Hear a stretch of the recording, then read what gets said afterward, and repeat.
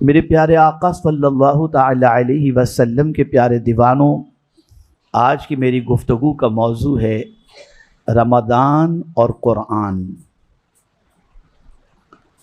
میں نے جس آیت کریمہ کی تلاوت کا شرف حاصل کیا، اس آیت کی ابتدا ہوتی ہے شہر سے، شہر رمضان الذی انزل فیہ القرآن۔ شہر عربی کے اندر مہینے کو کہتے ہیں، اور عام طور پر آپ جانتے ہیں کہ بڑے بڑے شہروں کو بھی شہر کہا جاتا ہے۔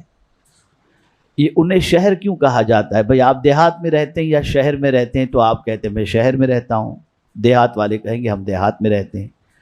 تو شہر کو شہر کیوں کہتے ہیں؟ سٹی کو شہر کیوں کہتے ہیں؟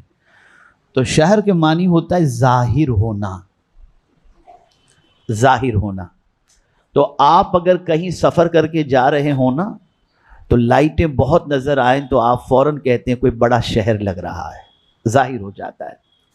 اسی طریقے سے ماہ رمضان المبارک ہو یا کوئی بھی مہینہ ہو اسلامی، اس کا جیسے ہی چاند نظر آ جاتا ہے تو ہم سمجھتے ہیں کہ یہ مہینہ ظاہر ہو گیا، اسی لیے مہینے کو عربی کے اندر شہر کہتے ہیں۔ اور قرآن مقدس میں اللہ عز و جل نے کسی مہینے کا نام ذکر نہیں فرمایا سوائے رمضان کے۔ جبکہ مہینے کتنے ہیں تو قرآن کہتا ہے ان عدت الشہور عند اللہ 12 شہرا فی کتاب اللہ یوم خلق السماوات والارض منها 4 حرم۔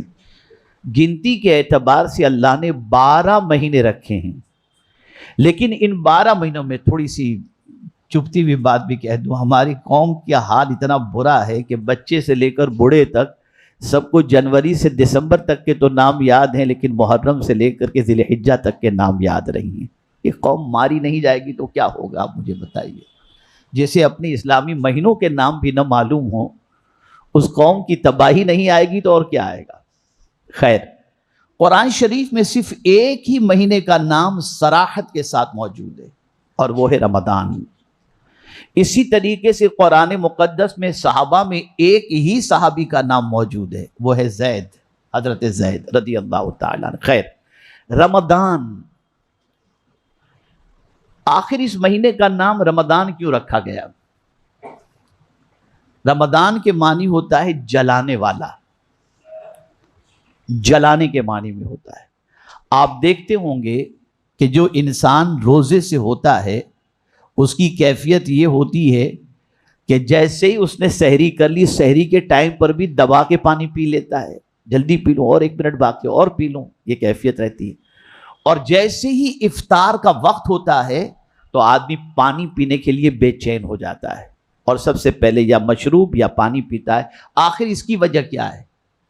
وجہ سب سے بڑی یہ ہے کہ روزے کی وجہ سے اس کا جگر اندر سے جلتا ہے، اور اس جلن کو بجھانے کے لیے وہ پانی کی طرف لپکتا ہے۔ فرمایا گیا اس مہینے کا نام رمضان رکھا گیا، جلانے والا۔ تو یہ اس اعتبار سے جلانے والا ہے کہ یہ مہینہ گناہوں کو جلا کر کے راکھ کر دیتا ہے، اس لیے اس کا نام رمضان رکھا گیا۔ کتنا عظیم مہینہ ہے، اللہ اکبر، کتنا عظیم مہینہ۔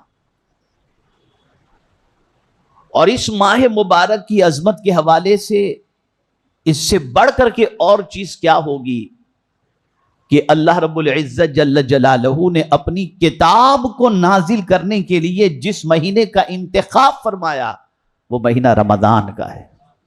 فرمایا شہر رمضان الذی انزل فیہ القرآن، رمضان کا مہینہ جس میں اللہ عز و جل نے قرآن کو نازل کیا۔ اللہ اکبر، اللہ اکبر۔ قرآن کیا ہے؟ یہ وہ عظمت والی کتاب ہے کہ اگر بھٹکا ہوا کوئی انسان سیدھا راستہ تلاش کرنا چاہے تو ہو سکتا ہے کوئی دوسری کتاب سیدھا راستہ دکھائے یا نہ دکھائے، لیکن میرا رب اپنی کتاب کی شان خود ہی بیان کرتا ہے، ان ھذا القرآن یہدی للتی ہی اقوم، بے شک یہ کتاب سب سے زیادہ سیدھا راستہ دکھانے والی کتاب ہے۔ جس مہینے میں اللہ نے ہم کو کتاب ہدایت عطا فرمائی، جس مہینے میں اللہ عز و جل نے اپنی آخری کتاب عطا فرمائی، جس مہینے میں اللہ نے ایسی کتاب عطا فرمائی کہ زمین کے اوپر سے لے کر زمین کے اندر اور زمین کے اندر سے لے کر میدان محشر تک جو کتاب ہماری نجات اور ہماری راحت کا سامان ہو، اللہ نے وہ کتاب ہمیں اس ماہ مبارک میں عطا فرمائی۔ کتنا بڑا انعام ہے اور کتنی بڑی خوش نصیبی ہے ہماری۔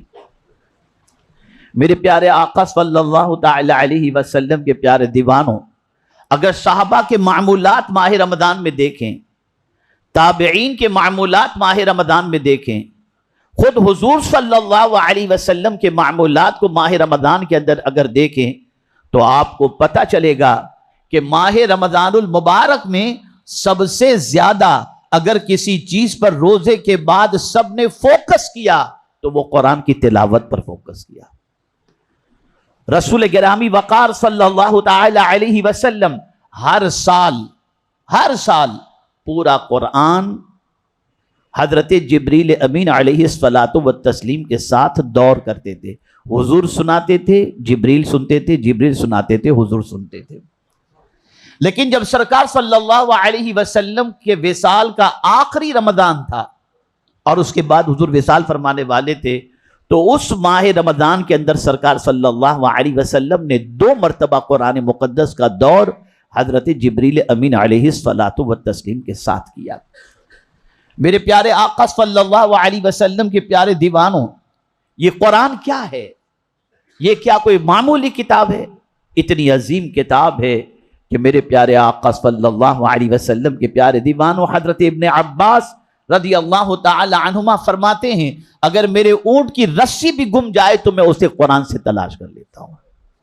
میرے پیارے آقا صلی اللہ علیہ وسلم کے پیارے دیوانوں، ایک آیت جو مجھے سمجھانی ہے اسے اچھی طرح سمجھ لیں۔ بزنس، کوئی آدمی بزنس کرتا ہے نقصان پسند نہیں کرتا، کوئی آدمی ایسا ہی بزنس کرنا چاہے گا جس میں اس کو زیادہ پروفٹ ہو، لاس خسارہ وہ پسند نہیں کرتا۔ آئیے قرآن نے کیسی تجارت کے بارے میں فرمایا جس میں کوئی خسارہ نہیں۔ اللہ اکبر۔ قرآن کہتا ہے ان الذین یتلون کتاب اللہ واقاموا الصلاۃ وانفقوا مما رزقناہم سرا وعلانیہ تجارۃ لن تبور۔ اللہ فرماتے اللہ اکبر، بے شک جو اللہ کی کتاب کی تلاوت کرتا ہے، جو نماز قائم کیا اور جس نے دکھا کر چھپا کر اللہ کی راہ کے اندر خرچ کیا، قرآن کہتا ہے یہ ایسی تجارت ہے کہ اس میں کوئی گھاٹا ہے ہی نہیں۔ یہ قرآن کہتا ہے کوئی خسارہ نہیں ہے، کوئی گھاٹے کی بات نہیں ہے۔ میرے پیارے آقا صلی اللہ تعالی علیہ وسلم کے پیارے دیوانوں، صحابہ رمضان المبارک کے اندر قرآن سے اتنا چمٹ جاتے اور تلاوت میں اتنا وقت گزارتے جس کی کوئی انتہا نہیں۔ خود رسول رحمت صلی اللہ علیہ وسلم کا بھی یہی معمول تھا اور تابعین کا بھی یہی معمول تھا۔ حضرت امام اعظم ابو حنیفہ رحمت اللہ تعالی علیہ ماہ رمضان المبارک کے اندر 62 قرآن شریف ختم کرتے تھے، اور خاص طور پر جب ماہ رمضان کا آخری عشرہ آتا تو آخری عشرے کے اندر ان کو کسی سے بات کرتے ہوئے کوئی دیکھ ہی نہیں پاتا تھا، اس لیے کہ ماہ رمضان کے آخری عشرے کے اندر وہ قرآن سے اس طریقے سے تلاوت میں مصروف ہو جاتے کہ قرآن ہی کی تلاوت ان کا اوڑھنا بچھوڑنا صبح و شام ان کی زندگی کا رہا کرتا تھا۔ میرے پیارے آقا صلی اللہ علیہ وسلم کے پیارے دیوانوں، یہ قرآن کی تلاوت کا ثواب کیا ہے؟ اللہ اکبر، اللہ اکبر۔ عام دنوں کے اندر اگر کوئی بندہ قرآن کا ایک حرف پڑھتا ہے اسے 10 نیکی ملتی ہے، اور ماہ رمضان المبارک میں اگر قرآن شریف پڑھتا ہے اور ایک حرف پڑھتا ہے تو اللہ اسے 1 نیکی نہیں 70 نیکیاں عطا فرماتا ہے۔ اور بعض روایتوں میں یہاں تک آیا کہ اگر کوئی شخص قرآن مقدس کی تلاوت ماہ رمضان میں کرے تو اس کا 1 پارے کا تلاوت کرنا 100 رکعت نفل پڑھنے سے بہتر ہے۔ میرے پیارے آقا صلی اللہ تعالی علیہ وسلم کے پیارے دیوانوں، خود رسول رحمت صلی اللہ علیہ وسلم نے فرمایا افضل عبادت امتی قراءۃ القرآن، میری امت کے لیے سب سے افضل عبادت یہ ہے کہ وہ قرآن کی تلاوت کرے، قرآن کی تلاوت۔ میرے پیارے آقا صلی اللہ علیہ وسلم کے پیارے دیوانوں، رمضان اور قرآن کو تھوڑا سا دیکھیں۔ عام طور پر انسان گناہوں میں زندگی گزارتا ہے، 11 مہینے اس کے گناہ کے اندر گزر جاتے ہیں. ماہ رمضان المبارک میں وہ بڑے سے بڑے گناہوں سے بچنے کی کوشش کرتا ہے اور اپنے دامن کو گناہ سے بچانے کی کوشش کرتا ہے, لیکن وہ 11 مہینے تک جو اس نے گناہ کیا ہے اس کی وجہ سے اس کا دل زنگ آلود ہو گیا, اس کا دل سیاہ ہو چکا. اور دل کی سیاہی اور زنگ آلود ہونے کی ایک علامت یہ بھی ہے کہ جب اللہ اور اس کے رسول جل جلالہ وصلی اللہ علیہ وسلم کے ارشادات پیش کیے جائیں تو اس کا اثر دل پر اگر نہیں ہوتا تو سمجھ لینا چاہیے کسی ہارٹ کے اسپیشلسٹ کے پاس جانے کی ضرورت نہیں. فیصلہ ہے کہ قرآن کا اثر دل پر نہیں ہوتا, مطلب تمہارا دل کالے پتھر کی طرح زنگ آلود ہو چکا ہے. رسول رحمت صلی اللہ علیہ وسلم کی بارگاہ میں صحابہ حاضر ہوئے, عرض کرنے لگے یا رسول اللہ صلی اللہ تعالی علیہ وسلم, اگر دل پر زنگ لگ جائے تو اس کا علاج کیا ہے؟ تو میرے آقا صلی اللہ علیہ وسلم نے فرمایا کثرت تلاوت القرآن و ذکر الموت, موت کو کثرت سے یاد کرو اور کثرت سے تلاوت قرآن کرو, اللہ تمہارے دل کے زنگ کو صاف کر دے گا. یہاں تک فرمایا گیا قرآن کی تلاوت کرنے والا ایسا ہے جیسے اپنے رب سے بات کر رہا ہے. یہ معمولی کتاب نہیں. آج ڈپریشن بڑھ رہا ہے, اسٹریس بڑھ رہا ہے. مجھے زیادہ تر لوگ ملتے ہیں تو کاروبار کی مندی کی شکایت کرتے ہیں, بہت سارے پرابلمز کی بات کرتے ہیں. میں پورے چیلنج کے ساتھ آپ کو کہتا ہوں, آپ اس کو زندگی کے اندر اختیار کر کے دیکھیں کہ آپ کو اگر ٹینشن بڑھ گیا ہو, آپ کا دل بیٹھ رہا ہو, کوئی بری خبر آپ کو اس طریقے سے متاثر کر دے کہ آپ کی طبیعت بالکل بدحال ہو رہی ہو, آپ کچھ نہ کریں, وضو کریں اور قرآن شریف کی تلاوت کرنا شروع کر دیں. تھوڑی ہی دیر میں آپ کو ایسا لگے گا کہ دل کا بوجھ جیسے ہلکا ہو رہا ہے اور آپ کی طبیعت فریش ہو جائے گی. دل کو بہلانے اور دل کو بہار میں لانے کے لیے قرآن سے بہتر کوئی چیز نہیں. اسی لیے سرکار صلی اللہ علیہ وسلم خود قرآن کے بارے میں فرماتے ہیں اللہم اجعل القرآن ربیع قلبی, اے اللہ قرآن کو میرے دل کی بہار بنا دے. دل کی بہار, دل خوش کرنا ہے قرآن پڑھو, دل مطمئن کرنا ہے قرآن پڑھو, دل کے اندر بہار لانی ہے قرآن پڑھو, غموں سے چھٹکارا پانا ہے قرآن پڑھو. میرے پیارے آقا صلی اللہ تعالی علیہ وسلم کے پیارے دیوانوں, یہ ماہ مبارک ہمیں قرآن سے اٹیچ کرنے کے لیے آتا ہے.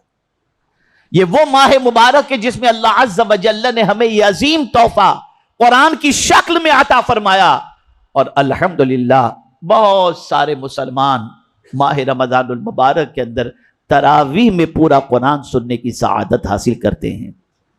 اللہ تعالیٰ سنانے والوں کو, سننے والوں کو, سب کو سلامت رکھے. یہ قرآن کتنا طاقتور ہے. آپ نے کبھی سوچا قبر میں جانا ہے, اور جب قبر میں جائیں گے وہاں کوئی نہیں آئے گا, باپ بیٹا بھائی بہن دوست احباب رشتہ دار کوئی نہیں آئے گا. اور قبر کو تھوڑا سا سوچئے کہ وہ کتنی بڑی گھبراہٹ کی جگہ ہوگی. آج اگر ایک چھوٹے سے کمرے میں ہم کو کوئی رکھ دے تو ہم اس چھوٹے سے کمرے میں جہاں ہوا بھی نہ ہو, لائٹ بھی نہ ہو, اندھیرا بھی ہو, تو وحشت سے ہماری حالت خراب ہو جاتی ہے. لیکن آج قبر کے بارے میں ہم نہیں سوچتے, وہ قبر کتنی چھوٹی جگہ ہوگی, لیٹنے جتنی جگہ اس سے بڑی جگہ بھی نہیں. وہاں ہمیں لوگ تنہائی میں چھوڑ کر چلے جائیں گے.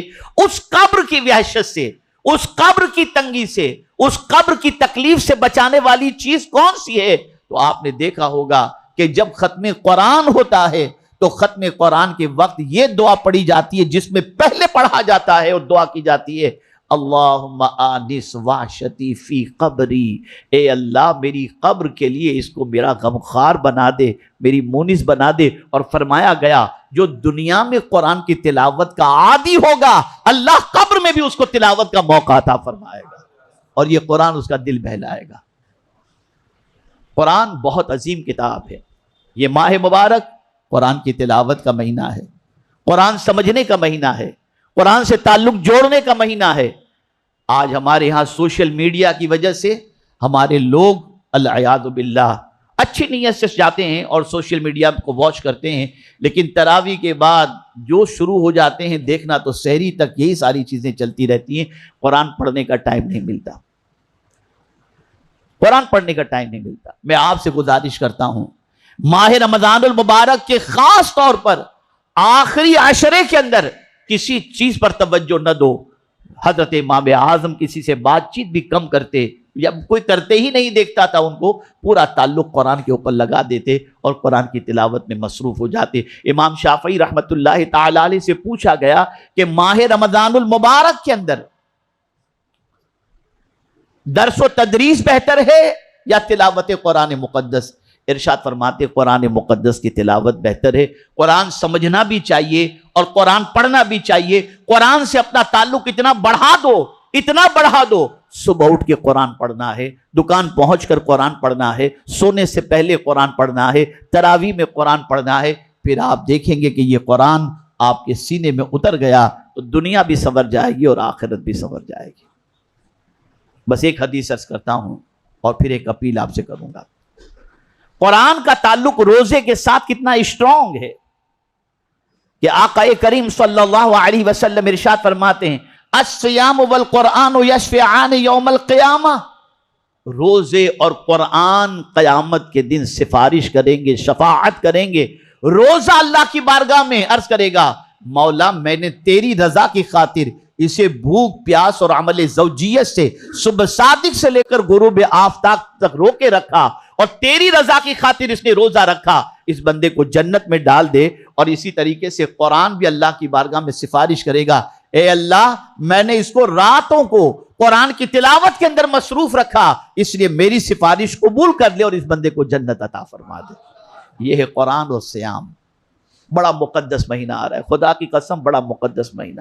میں آپ کو بتا نہیں سکتا اس مقدس مہینے کی عظمت کے بارے میں، لیکن ایک جملہ یاد رکھیے گا، وہ لوگ جو ناقدری کرتے ہیں، ماہ رمضان المبارک میں بیڈمنٹن کھیلتے ہیں، ماہ رمضان المبارک میں گپ شپ کے اندر ٹائم ضائع کرتے ہیں، ماہ رمضان المبارک کے اندر لہو و لعب کے اندر اپنی رات اور دین کو گنواتے ہیں، انہیں قرآن کی یہ آیت کو پیش نظر رکھنا چاہیے لَئِن شَكَرْتُمْ لَأَزِيدَنَّكُمْ وَلَئِن كَفَرْتُمْ إِنَّ عَذَابِي لَشَدِيدٌ۔ قرآن کہتا ہے جو میری نعمتوں پر شکر بجا لائے گا میں اسے زیادہ عطا کروں گا، اور جو ناقدری کرے گا بے شک میرا عذاب بہت سخت ترین ہے۔ اس لیے ماہ رمضان کی ناقدری مت کرنا، ماہ رمضان کی قدر کرو، ماہ رمضان کو قرآن کی تلاوت میں گزارو، ماہ رمضان میں عبادت و ریاضت میں وقت گزارو۔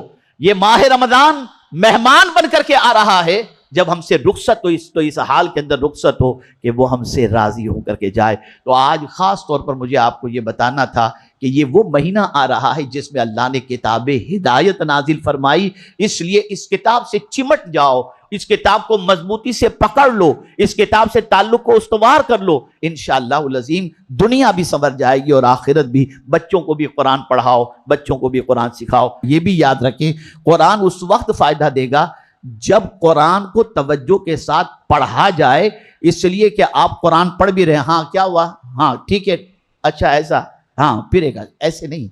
جب قرآن پڑھیں، میں آپ سے ایک چیز پوچھتا ہوں کہ آپ کسی سے بات کر رہے ہوں پھر دوسرا ہاں تمہارا کیا کام، ہاں تمہارا کیا کام ہے، تو اس کو کیا کیسے لگے گا؟ تو خدا سے بات کرتے وقت، خدا کا کلام پڑھتے وقت کسی اور کی طرف توجہ دینے کی ضرورت ہی نہیں ہے۔ مکمل توجہ کے ساتھ اللہ کی کتاب کی تلاوت کریں اور زیادہ وقت قرآن شریف پڑھنے کے اندر خرچ کریں۔ یوٹیوب پر یہ پروگرام، وہ پروگرام، فلاں پروگرام، فلاں پروگرام، تھوڑی دیر کے لیے کوئی پروگرام آپ نے دیکھ لیا ٹھیک ہے، باقی پورا وقت سوشل میڈیا پر خرچ کر کے اللہ کی کتاب کی تلاوت سے محروم نہ ہو۔ اللہ تعالیٰ مجھے آپ کو سب کو قرآن مقدس سے اپنے تعلق کو ماہ رمضان میں استوار کرنے کی توفیق نصیب فرمائے، اور اللہ ہم سب کے لیے ماہ رمضان سلامتی والا عطا فرمائے، ہم بھی سلامت ہوں اور ماہ رمضان بھی سلامتی کے ساتھ آئے اور ہمیں سلامتی کے ساتھ گزارنے کی توفیق